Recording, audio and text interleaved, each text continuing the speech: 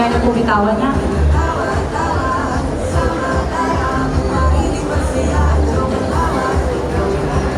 Sige po. So, dyan po ng go. Dire-diretso na po tayo. Ano po? Ready na po?